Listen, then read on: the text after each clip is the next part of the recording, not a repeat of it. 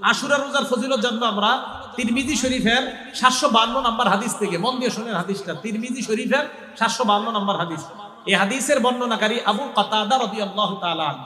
আবু কাতাদা রাদিয়াল্লাহু তাআলা আনহু বলেন, ক্বালা রাসূলুল্লাহ সাল্লাল্লাহু আলাইহি ওয়াসাল্লাম, আল্লাহ নবী বলেন, সিয়ামু ইয়াউমি আশুরা ইন্নী আহতাসিবু আলাল্লাহ আইয়ুকাফিরাস সানাতাল্লাতী ক্বাবলা। আল্লাহর নবী বলেন, 10ই মুহররম তোমাদের কেউ যদি রোজা রাখো, আমি নবী আশা করি তার আগের 1 বছরের গুনাহ আল্লাহ মাফ করে দেন। আশুরা রোজা রাখলে আগের 1 বছরের গুনাহ মাফ।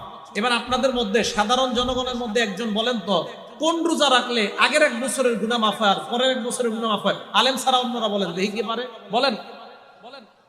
মাশাআল্লাহ, আরাফার রোজা। কোন রোজা? মাশাআল্লাহ মাশাআল্লাহ, আরাফার রোজা।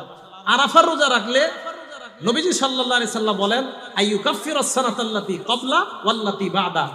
9 জিলহজের রোজা যদি কেউ রাখে, আগের 1 বছর পরের 1 বছরের গুনাহ মাফ।